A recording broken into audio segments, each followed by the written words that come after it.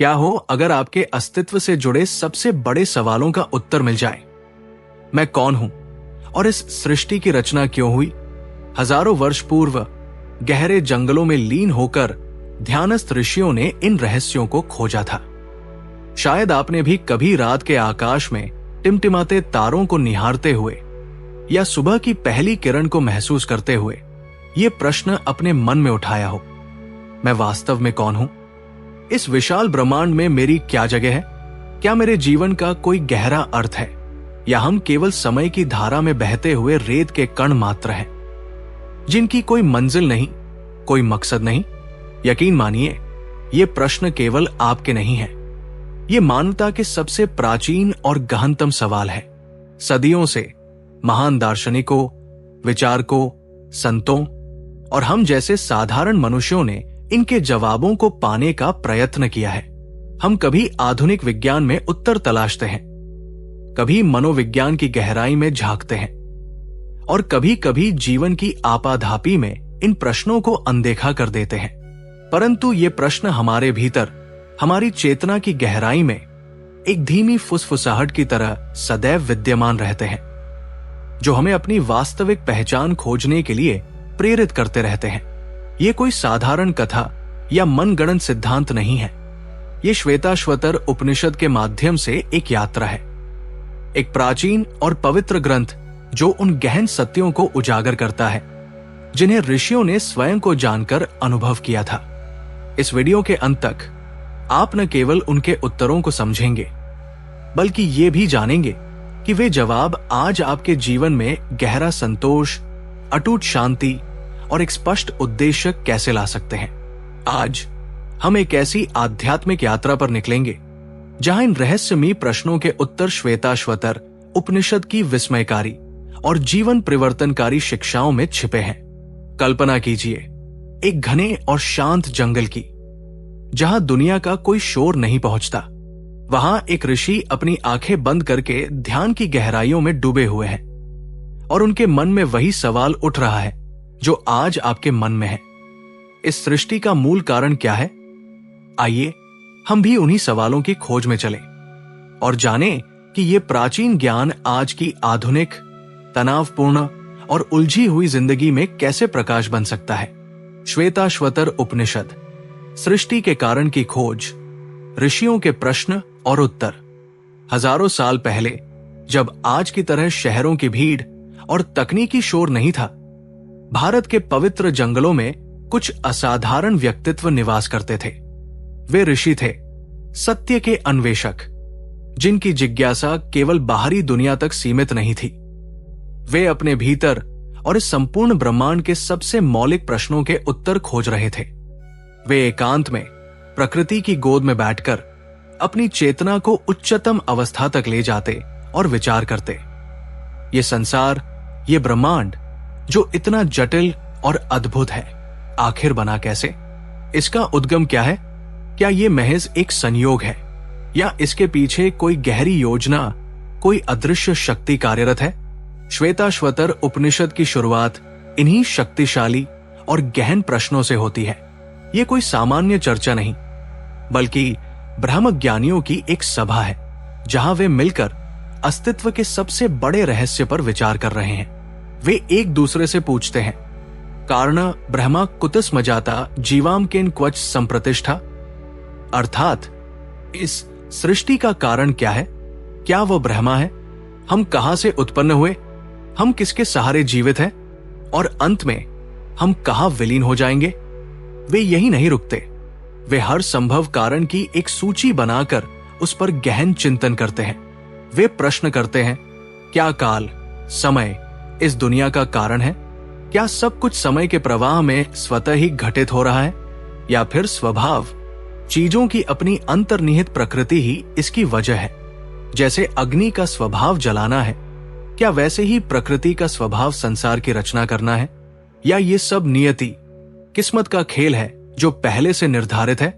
या फिर ये यदृच्छा, अचानक, बिना किसी कारण या उद्देश्य के घटित हुआ है?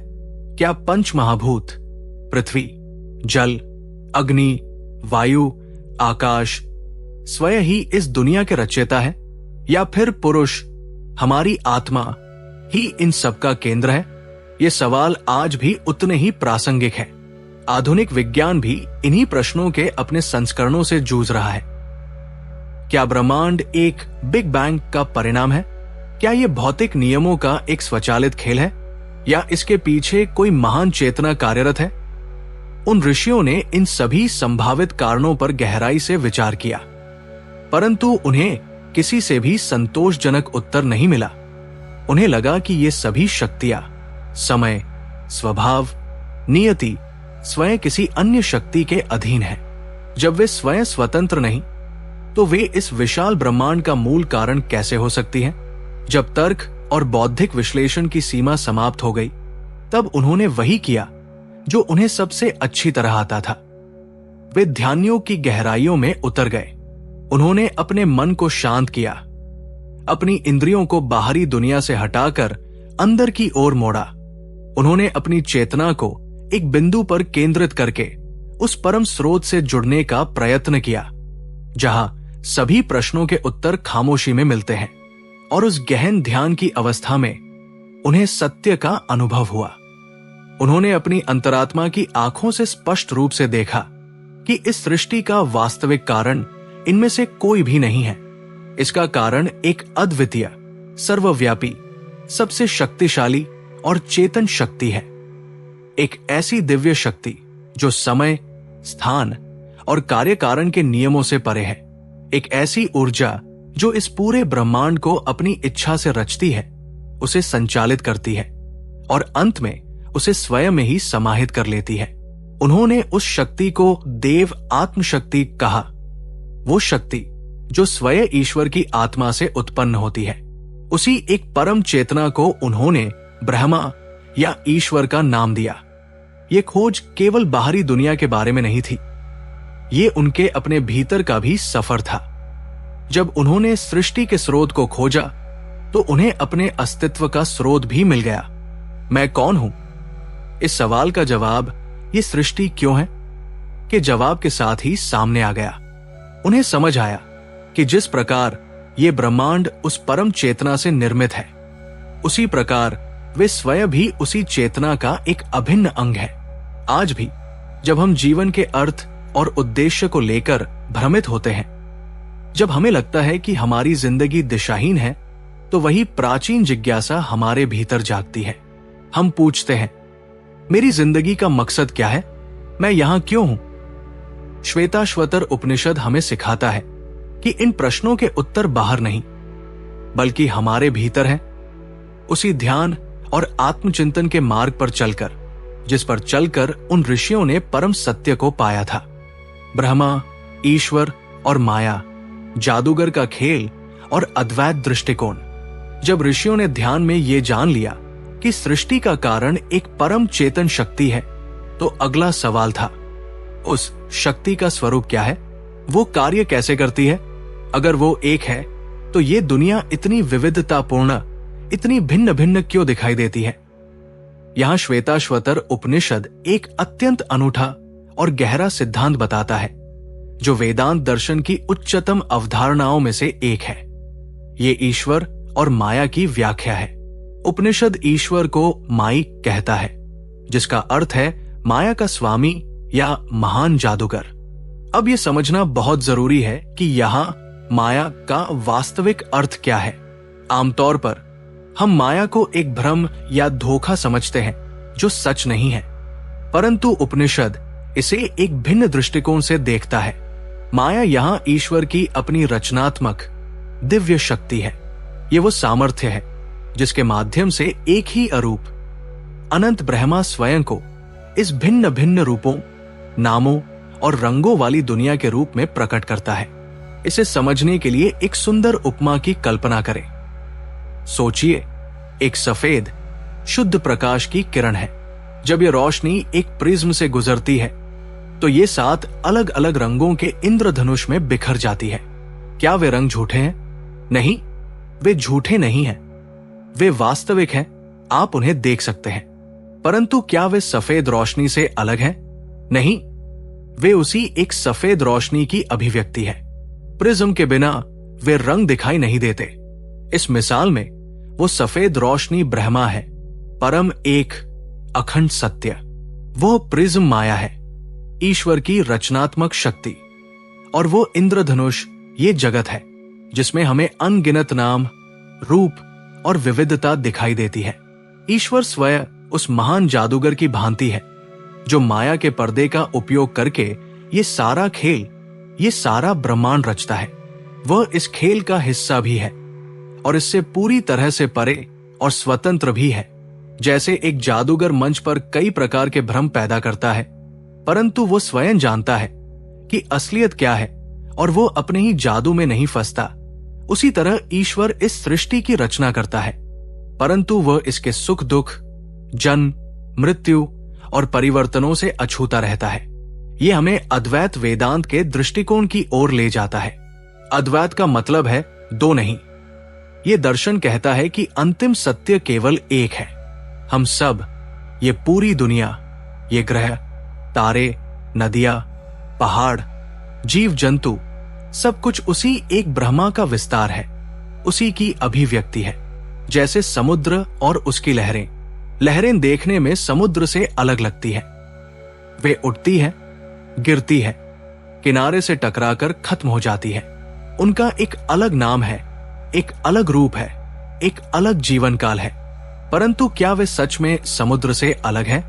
नहीं, वे पानी ही है। उनका सार, उनका अस्तित्व समुद्र से ही है।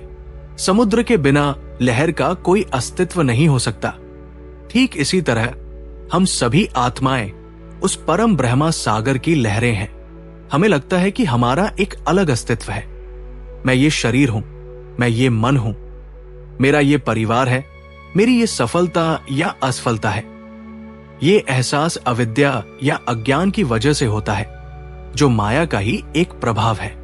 हम अपनी लहर जैसी क्षणभंगुर पहचान को ही अंतिम सच मान लेते हैं और उस गहरे, शांत, अनंत सागर को भूल जाते हैं जिससे हम बने हैं। श्वेताश्वतर उपनिषद हमें याद दिलाता है, माया तो प्रकृति विद्यात, मायना तो महेश्वरम, अर्थात माया को तो प्रकृति, दुनिया का कच्चा माल जानो और उस माया के मालिक को महेश्वर, परम ईश्वर जानो। ये ज्ञान हमें एक अविश्वसनीय स्वतंत्रता प्रदान करता है। जब हम समझते हैं कि दुनिया की घटनाएं, सुख, दुख, सफलता, विफलता सब माया के खेल का हिस्सा है, तो हम उनसे कम प्रभावित होते हैं। हम जीवन के नाटक में अपना किरदार निभाते हैं, परंतु हम ये भी जानते हैं कि हमारी असली पहचान इस नाटक से कहीं अधिक गहरी है। हम उस नाटक के दर्शक भी बन सकते हैं जो शांति से सब कुछ देख रहा है। यह दृष्टिकोण हमें दुनिया से भागने के लिए नहीं कहता, बल्कि दुनिया में एक नई समझ के साथ जीने के लिए कहता है। यह हमें हर कण में, हर इंसान में, हर घटना में उसी एक ईश्वर का खेल देखने की दृष्टि देता है। जब हमें यह एहसास होने लगता है तो नफरत, जलन और अलगाव की भावनाएं स्वतः ही कम होने लगती है, क्योंकि अगर सब कुछ एक ही है तो किससे नफरत करें और किससे जलन? ये समझ हमें सभी से प्रेम और दया करने की ओर ले जाती है। आत्मा और परमात्मा, दो पंछियों की उपमा से जीव परमात्मा संबंध का गहन तत्वज्ञान। अब जब हमने सृष्टि, ईश्वर और माया के गूढ़ रहस्यों को थोड़ा समझा है, तो चलिए उस सवाल पर वापस आते हैं जो हमारे सबसे करीब है। मैं कौन हूं और मेरा उस परम ईश्वर से क्या संबंध है?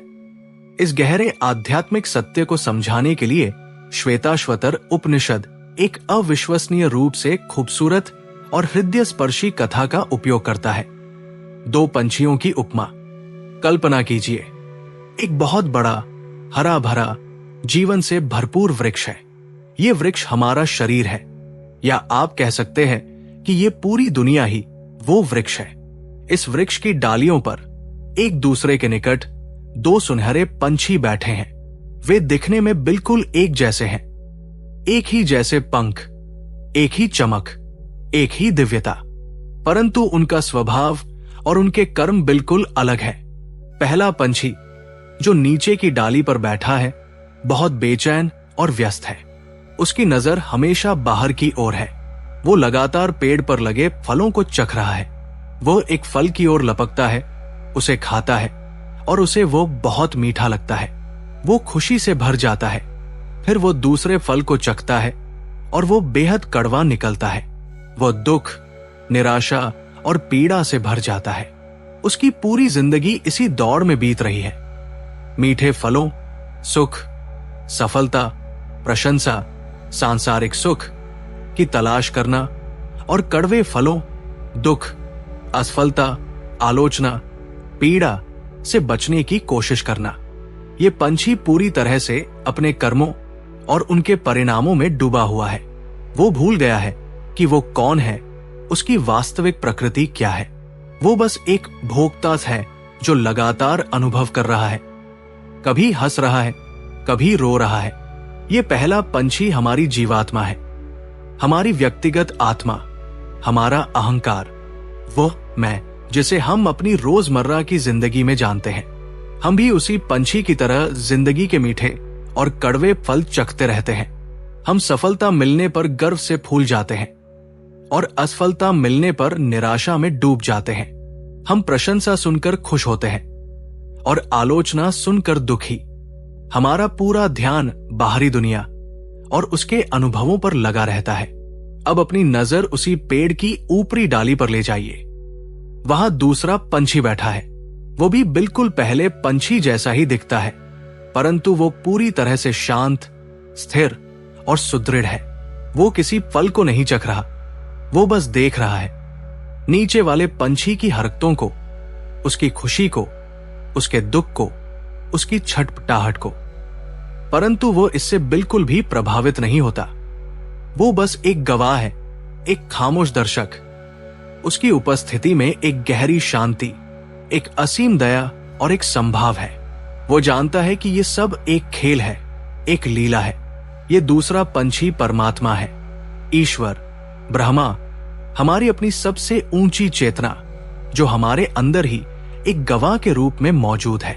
वो हमेशा मौजूद है, हमेशा शांत है, हमेशा आनंद में है।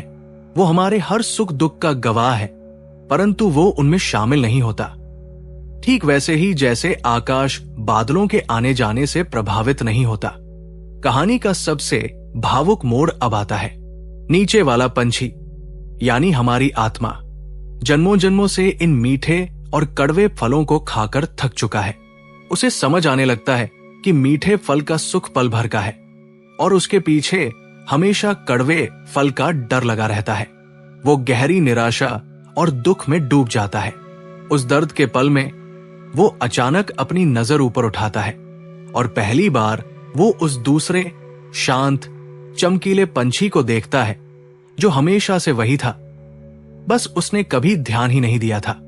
वो उस साक्षी पंछी के शांत और आनंद से भरे स्वरूप को देखकर विस्मय में डूब जाता है। उसके अंदर एक गहरी इच्छा होती है कि वो भी ऐसा ही बन जाए। जैसे जैसे वह उस साक्षी पंछी पर अपना ध्यान लगाता है, उसकी ओर बढ़ने की कोशिश करता है, एक अद्भुत घटना घटती है।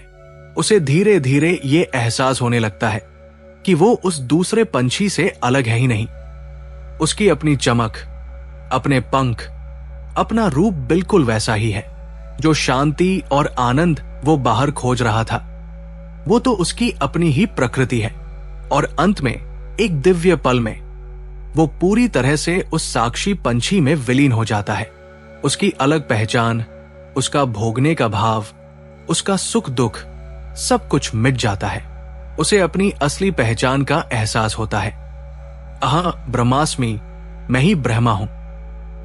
वो जान जाता है कि वो कभी भी दुखी या सीमित था ही नहीं। वो हमेशा से वही शांत, आनंदमय साक्षी ही था। ये खूबसूरत कहानी हमें सिखाती है कि हमें कहीं और जाने की जरूरत नहीं है। परमात्मा, शांति, आनंद सब कुछ हमारे अंदर ही मौजूद है, हमारे साक्षी स्वरूप में। हमें बस जिंदगी के शोर से अपनी नजर हटाकर अंदर की ओर मुड़कर उस शांत दर्शक को पहचानने की जरूरत है। जब हम जिंदगी के सुख दुख में फंस जाते हैं तो ये कहानी हमें याद दिलाती है कि हम भोक्ता के साथ साथ दृष्टा भी हैं।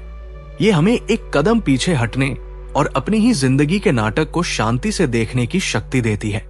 और यही स्वयं को जानने की ओर पहला और सबसे जरूरी कदम है। योग और ध्यान साधना मन शांति, एकाग्रता और अंतर्मन शुद्धि के वैदांतिक अभ्यास। अब एक महत्वपूर्ण सवाल उठता है, यह सब जानना कि ब्रह्मा ही परम सत्य है, हम उसी के अंश हैं और हमारे अंदर एक शांत साक्षी मौजूद है। दिमागी तौर पर बहुत अच्छा लगता है, परंतु इस ज्ञान को सिर्फ एक विचार से अनुभव में कैसे बदला जाए? उस नीचे वाले बेचैन पंछी को ऊपर वाले शांत पंछी की ओर यात्रा करने के लिए वास्तविक और व्यावहारिक कदम क्या है? इसका जवाब श्वेताश्वतर उपनिषद बड़े ही स्पष्ट और व्यावहारिक तरीके से देता है। योग और ध्यान के अभ्यास के जरिए ये उपनिषद सिर्फ एक दर्शन की पुस्तक नहीं है, बल्कि ये स्वयं को जानने के लिए एक व्यावहारिक हैंडबुक भी है। ऋषि कहते हैं कि इस परम सत्य का अनुभव केवल बहस या बातों से नहीं हो सकता। इसके लिए अपने मन और इंद्रियों को साधना होगा, उन्हें अनुशासन में रखना होगा और चेतना को अंदर की ओर मोड़ना होगा। उपनिषद योग की प्रक्रिया बताता है। ये शरीर को स्थिर और आरामदायक स्थिति में रखने की बात करता है, जैसे कि छाती, गर्दन और सिर को एक सीध में रखना। ये इंद्रियों को मन के साथ दिल में बिठाने की सलाह देता है, यानी बाहरी दुनिया से ध्यान हटाकर अंदर की दुनिया में लाना। यह प्राणायाम सांस की गति को नियंत्रित करने और धीमा करने के महत्व पर जोर देता है। क्यों? क्योंकि हमारी सांस और हमारा मन गहरे तौर पर जुड़े हुए हैं। जब हमारा मन बेचैन, गुस्से में या डरा हुआ होता है तो हमारी सांसें तेज और छोटी हो जाती है, और जब हम अपनी सांसों को जानबूझकर धीमा और गहरा करते हैं तो हमारा मन भी अपने आप शांत और स्थिर होने लगता है। प्राणायाम मन के घोड़ों को काबू करने की लगाम है। जब शरीर स्थिर हो जाता है और सांस शांत हो जाती है, तब ध्यान की प्रक्रिया शुरू होती है। ध्यान क्या है? ध्यान है मन को एक जगह टिकाना। हमारे मन की आदत है कि वो एक ख्याल से दूसरे ख्याल पर, एक इच्छा से दूसरी इच्छा पर लगातार कूदता रहता है, ठीक एक बंदर की तरह। ध्यान इस बंदर मन को प्रशिक्षित करने की कला है। श्वेताश्वतर उपनिषद में ध्यान के लिए एक बहुत ही सुंदर उपमा दी गई है। जैसे कोई नदी जब अशांत और लहरों से भरी होती है तो उसमें आप चांद का अक्स साफ तौर पर नहीं देख सकते। अक्स टूटा फूटा और धुंधला दिखाई देता है, परंतु जब वही नदी पूरी तरह से शांत हो जाती है, जब उसकी सतह एक शीशे की तरह स्थिर हो जाती है, तब उसमें चांद का साफ, सुंदर और पूरा अक्स दिखाई देता है। ठीक इसी तरह हमारा मन वो नदी है, आत्मा या परमात्मा वो चांद है जो हमेशा आसमान में चमक रहा है, पूरा और दिव्य। जब हमारा मन ख्यालों, इच्छाओं, चिंताओं और भावनाओं की लहरों से अशांत रहता है तो हम अपने अंदर उस आत्मा की रोशनी का अनुभव नहीं कर पाते। हमें अपनी दिव्यता की एक धुंधली, टूटी फूटी झलक ही मिलती है। योग और ध्यान का अभ्यास उस मन रूपी नदी को शांत करने की प्रक्रिया है। प्राणायाम, मंत्र जाप या किसी एक बिंदु पर चेतना को टिकाने जैसे अभ्यासों के जरिए हम धीरे धीरे मन के शोर को कम करते हैं। हम ख्यालों से लड़ते नहीं, उन्हें दबाते नहीं, बस एक गवाह की तरह उन्हें देखते हैं और उन्हें गुजर जाने देते हैं। धीरे धीरे दो ख्यालों के बीच का खालीपन बढ़ने लगता है, मन की सतह शांत होने लगती है और फिर एक ऐसा पल आता है जब मन पूरी तरह से खामोश, पूरी तरह से स्थिर हो जाता है। उस अंदरूनी खामोशी में, उस गहरी शांति में पहली बार आत्मा की रोशनी, परमात्मा का स्वरूप बिल्कुल साफ तौर पर जाहिर होता है। इंसान को अपने सच्चे मैं का, अपने साक्षी स्वरूप का सीधा अनुभव होता है। ये कोई किताबी समझ नहीं है, ये एक जीवंत सीधा अनुभव है जो जिंदगी को हमेशा के लिए बदल देता है। उपनिषद योग के अभ्यास के लिए सही जगह का भी जिक्र करता है। एक ऐसी जगह जो समतल हो, साफ हो, कंकड़, आग या रेत से मुक्त हो और जहां का माहौल मन को शांत करे, जहां बहुत ज्यादा शोर ना हो। यह दिखाता है कि हमारे ऋषि कितने व्यावहारिक थे। वे जानते थे कि अंदरूनी शांति के लिए बाहरी माहौल का भी महत्व होता है। ये साधना सिर्फ प्राचीन ऋषियों के लिए नहीं थी, ये आज हमारे लिए भी उतनी ही, बल्कि शायद उससे भी ज्यादा जरूरी है। आज की दुनिया में हमारा मन लगातार सूचनाओं, सोशल मीडिया, तनाव और प्रतिस्पर्धा की लहरों से घिरा हुआ है। हम पहले से कहीं ज्यादा बेचैन और बिखरे हुए हैं। योग और ध्यान हमें इस बाहरी शोर से हटाकर हमारे अपने अंदर की शांति के केंद्र तक ले जाने का एक शक्तिशाली और वैज्ञानिक तरीका है। यह हमें उस शांत साक्षी से जुड़ने में मदद करता है जो जिंदगी के हर तूफान के बीच में भी शांत रहता है। भक्ति और ईश्वर भाव, करुणा, प्रेम और व्यक्तिगत ईश्वर की प्रकृति। अब तक हमने ज्ञान और ध्यान के रास्ते की गहराई को समझा। हमने जाना कि कैसे आत्मविश्लेषण और योग के अभ्यास से हम अपने अंदर के सत्य को खोज सकते हैं। परंतु श्वेताश्वतर उपनिषद की सबसे बड़ी खासियतों में से एक ये है कि ये सिर्फ ज्ञान या योग तक ही सीमित नहीं रहता। ये एक और सुंदर, शक्तिशाली और दिल को छू लेने वाले रास्ते को भी उतनी ही अहमियत देता है, और वो रास्ता है भक्ति का रास्ता। अक्सर ये माना जाता है कि उपनिषद सिर्फ निर्गुण, निराकार ब्रह्मा की बात करते हैं, एक ऐसी परम सत्ता जो गुणों, रूपों और भावनाओं से परे है। ये सच है, परंतु ये आधा सच है। श्वेताश्वतर उपनिषद अद्भुत रूप से ज्ञान, बिना गुण वाले ब्रह्मा की समझ, और भक्ति, गुणों वाले व्यक्तिगत ईश्वर के प्रति प्रेम को एक साथ मिलाता है। ये उपनिषद ईश्वर को सिर्फ एक किताबी, दार्शनिक सिद्धांत के रूप में नहीं देखता। यहां ईश्वर को एक व्यक्तिगत, जीवंत और दयालु सत्ता के रूप में भी प्रस्तुत किया गया है। उसे रुद्र और शिव जैसे नामों से पुकारा गया है, जो कल्याण करने वाले और मंगलमय है। उसे एक ऐसा ईश्वर बताया गया है जो हमारी प्रार्थनाएं सुनता है, जो हमारी मदद करता है, और जो अपनी कृपा से हमें इस दुनिया के चक्कर से आजाद कर सकता है। ये दृष्टिकोण उन लोगों के लिए खास तौर पर जरूरी है जिन्हें बिना रूप वाले ब्रह्मा का ध्यान करना मुश्किल लगता है। मन को किसी अरूप ख्याल पर टिकाना कठिन हो सकता है, परंतु किसी रूप, किसी नाम, किसी दिव्य व्यक्तित्व से प्यार करना, उस पर विश्वास करना और उसके प्रति समर्पित होना बहुत स्वाभाविक और आसान लगता है। भक्ति का रास्ता दिल का रास्ता है। भक्ति का मतलब क्या है? भक्ति का मतलब सिर्फ पूजा पाठ या रस्में नहीं है। भक्ति का गहरा मतलब है प्रेम से भरा समर्पण। ये अपने अहंकार को, अपने मैं को उस परम सत्ता के चरणों में रख देने का भाव है। ये एक गहरा विश्वास है कि एक ऊंची ताकत है जो हमारा ध्यान रख रही है, जो हमें रास्ता दिखा रही है। सोचिए, एक छोटा बच्चा अपनी मां का हाथ पकड़कर मेले में घूम रहा है। उसे मेले की भीड़, शोर या चकाचौंध से कोई डर नहीं लगता। क्यों? क्योंकि उसे अपनी मां पर पूरा भरोसा है। वो जानता है कि उसकी मां उसका हाथ कभी नहीं छोड़ेगी, वो उसे सुरक्षित रखेगी। भक्ति का भाव भी कुछ ऐसा ही है। जब हम जिंदगी के इस विशाल और कभी कभी डरावने मेले में ईश्वर का हाथ पकड़ लेते हैं, तो हमारे डर, हमारी चिंताएं और हमारा अकेलापन दूर हो जाता है। हमें एक गहरा भरोसा और अपनापन महसूस होता है। श्वेताश्वतर उपनिषद कहता है कि वही एक ब्रह्मा जो ज्ञानियों के लिए निर्गुण और निराकार है, वही भक्तों के लिए सगुण और साकार हो जाता है। वो भक्तों की पुकार सुनकर उनकी मदद के लिए आता है। उसे भुवनस्य गोप्ता कहा गया है, यानी पूरी दुनिया का रक्षक। ये भक्ति का रास्ता ज्ञान के रास्ते का विरोधी नहीं है, बल्कि उसका पूरक है। ज्ञान हमें रूखा बना सकता है, हमारे अंदर एक छोटा सा अहंकार पैदा कर सकता है कि मैं ज्ञानी हूं, परंतु भक्ति उस ज्ञान में प्रेम और विनम्रता का रस घोल देती है। ये हमारे दिल को नर्म बनाती है और हमें सभी जीवों में उसी ईश्वर का रूप देखने में मदद करती है। जब हम भक्ति करते हैं तो हम ईश्वर से प्रार्थना करते हैं, हे प्रभु, मुझे अच्छी बुद्धि दो, मुझे सही रास्ता दिखाओ। ये प्रार्थना हमारे अहंकार को पिघला देती है।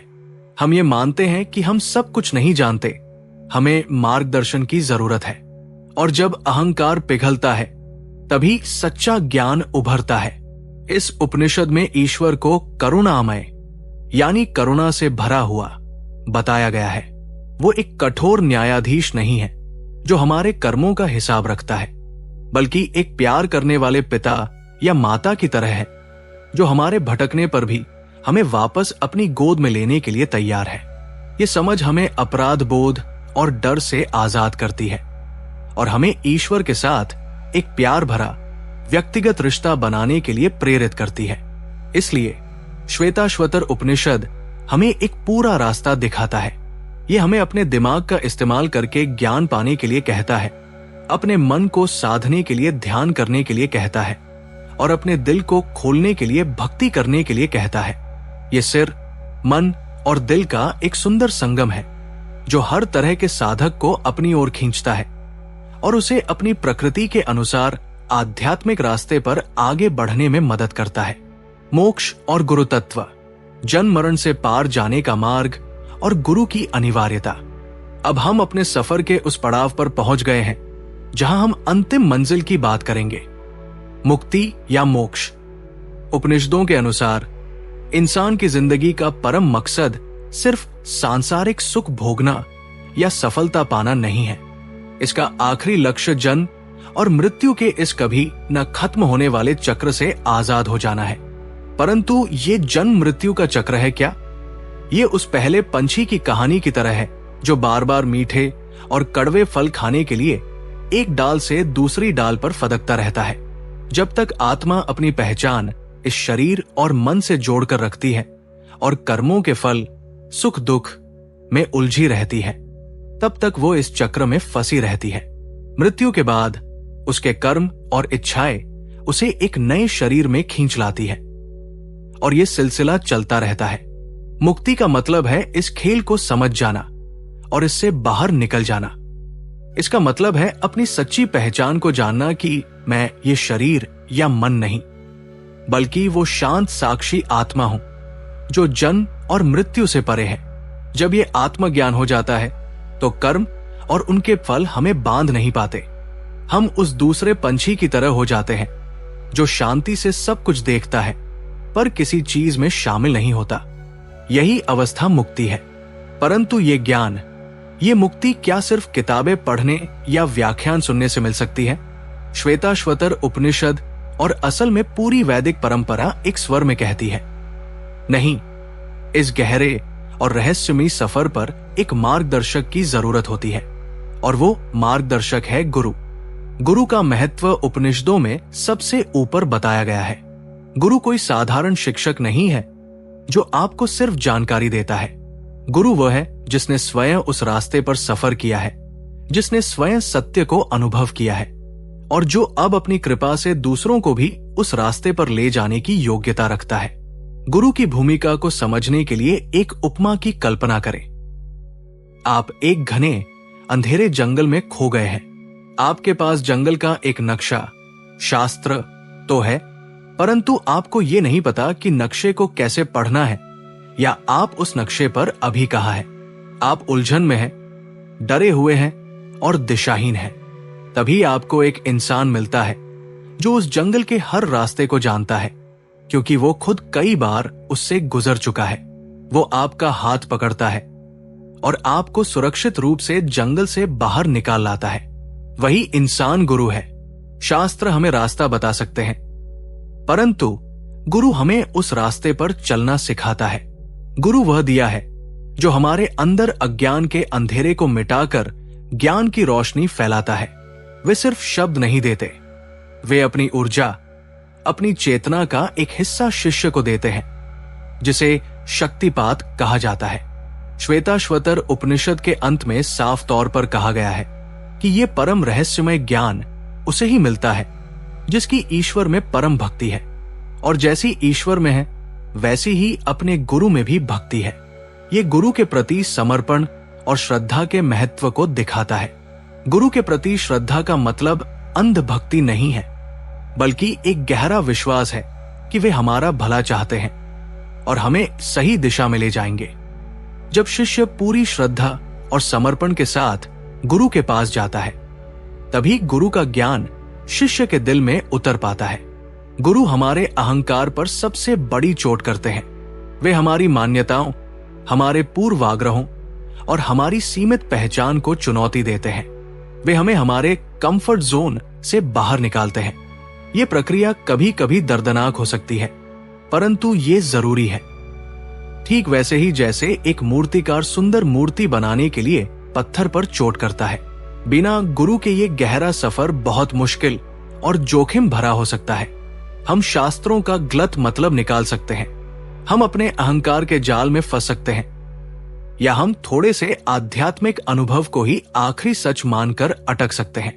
गुरु एक नाविक की तरह है जो हमारी जीवन रूपी नाव को दुनिया के तूफानों और भंवरों से बचाकर मुक्ति के किनारे तक ले जाता है। इसलिए श्वेताश्वतर उपनिषद हमें याद दिलाता है कि स्वयं को जानने की इस महान खोज में हमें विनम्रता से एक योग्य गुरु की शरण लेनी चाहिए। उनकी कृपा और मार्गदर्शन से ही ये मुश्किल और रहस्यमयी सफर आसान, सुरक्षित और सफल हो सकता है, और हम अपनी परम मंजिल यानी जन्म मृत्यु के चक्र से मुक्ति को पा सकते हैं। आधुनिक जीवन में श्वेताश्वतर उपनिषद मनोविज्ञान, चेतना और दैनिक जीवन में उपदेशों का अनुप्रयोग। अब सबसे जरूरी सवाल पर आते हैं। यह हजारों साल पुराना ज्ञान जो जंगलों में ऋषियों ने खोजा था, आज हमारी 21वीं सदी की जिंदगी में हमारे स्मार्टफोन, डेडलाइंस और ट्रैफिक जाम के बीच क्या मायने रखता है? क्या यह सिर्फ एक दिलचस्प दर्शन है, या इसका हमारी रोजमर्रा की जिंदगी में कोई व्यावहारिक उपयोग भी है? जवाब है, ये ज्ञान आज पहले से कहीं ज्यादा जरूरी और प्रासंगिक है। आज की आधुनिक जिंदगी कई विरोधाभासों से भरी है। हमारे पास भौतिक सुख सुविधाएं पहले से कहीं ज्यादा है, फिर भी हम मानसिक तौर पर उतने ही या शायद उससे भी ज्यादा बेचैन हैं। हम सूचना के समंदर में तैर रहे हैं, फिर भी हम जिंदगी के मकसद को लेकर उतने ही उलझे हुए हैं। हम सोशल मीडिया पर हजारों लोगों से जुड़े हुए हैं, फिर भी हम गहरे अकेलेपन का अनुभव करते हैं।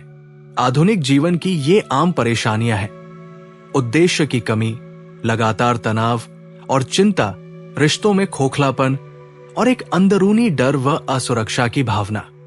श्वेताश्वतर उपनिषद की शिक्षाएं इन सभी समस्याओं के लिए एक शक्तिशाली समाधान प्रदान करती है। आइए देखें कैसे। जब आप मैं कौन हूं की उलझन से जूझते हैं, आज की दुनिया हमारी पहचान हमारे काम, हमारी दौलत, हमारी सामाजिक हैसियत या हमारे रिश्तों से तय करती है।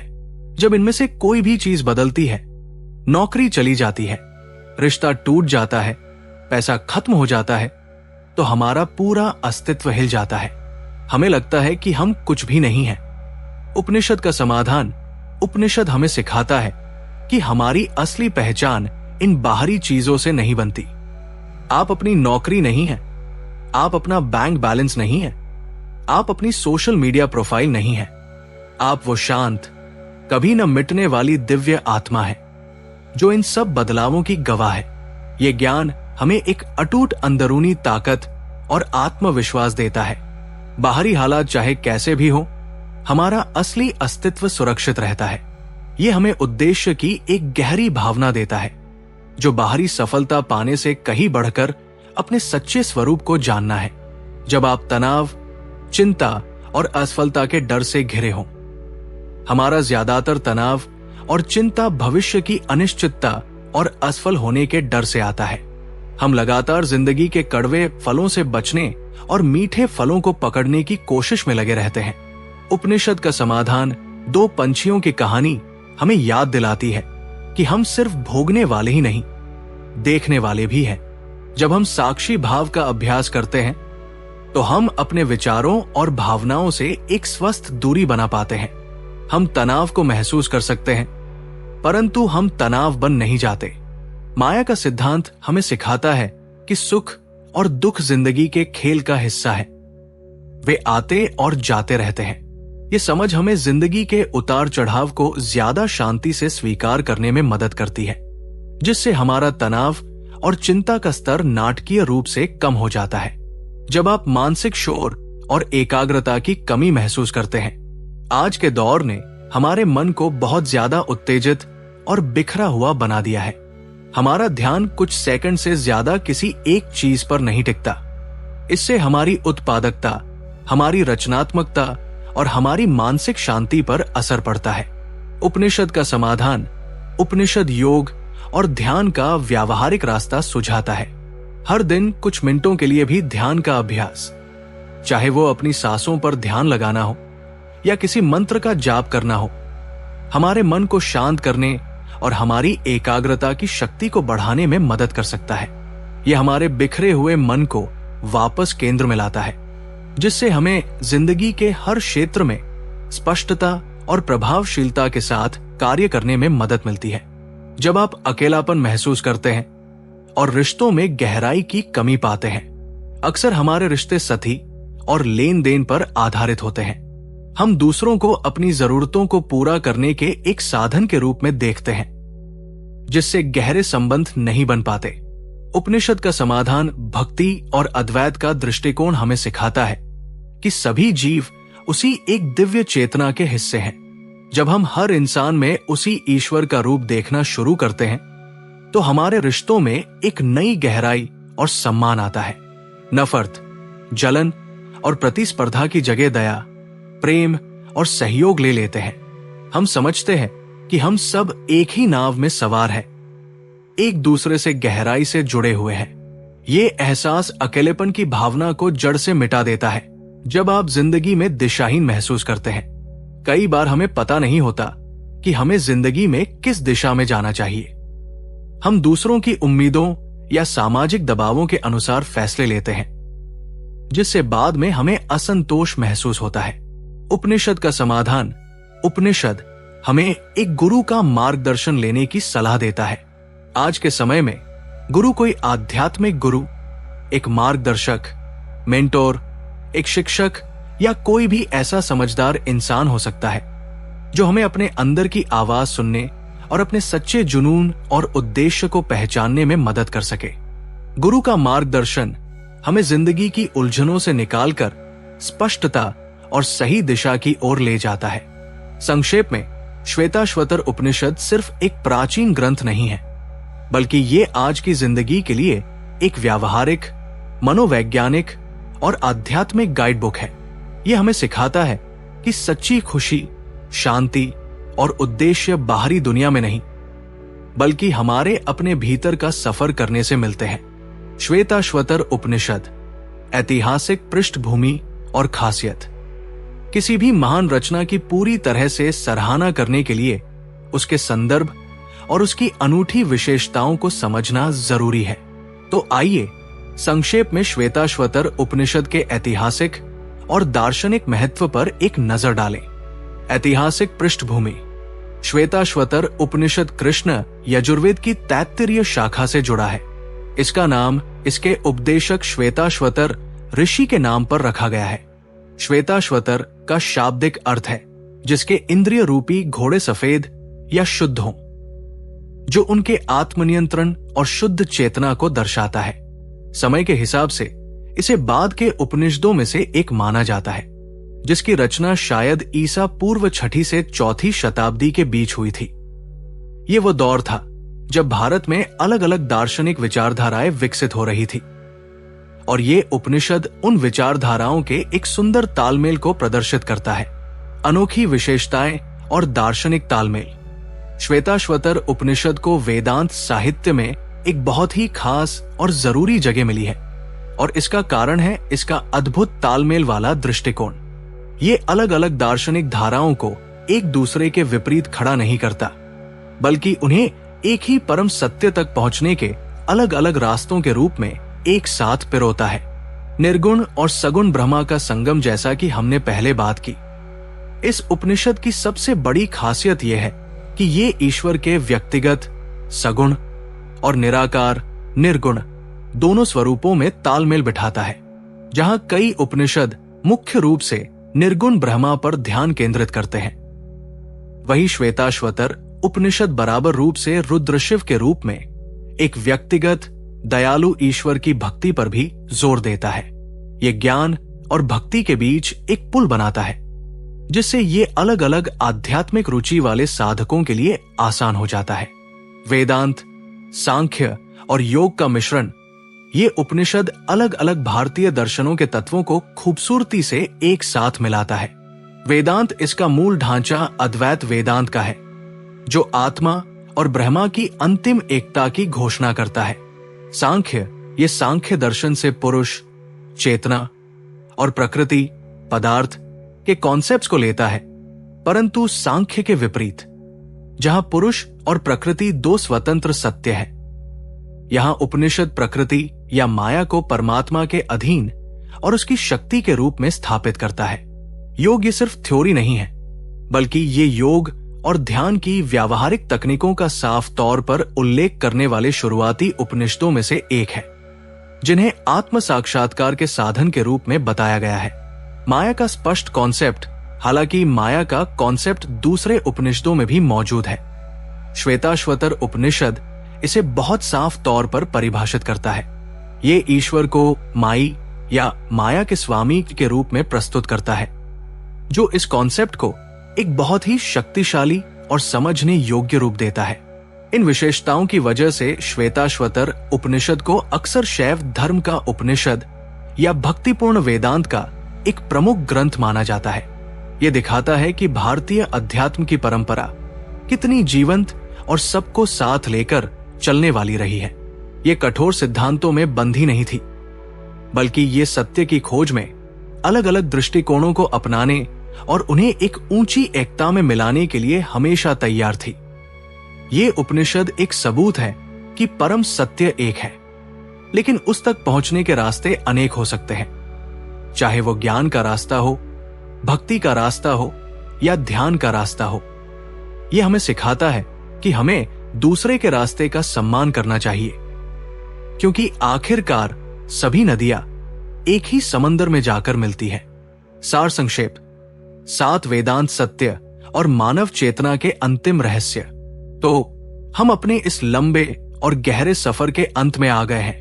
हमने घने जंगलों में बैठे ऋषियों के सवालों से शुरुआत की, सृष्टि के रहस्य को समझा, माया के जादू को देखा, 2 पंछियों की हृदय स्पर्शी कहानी सुनी और योग, ध्यान, भक्ति और गुरु के महत्व को जाना।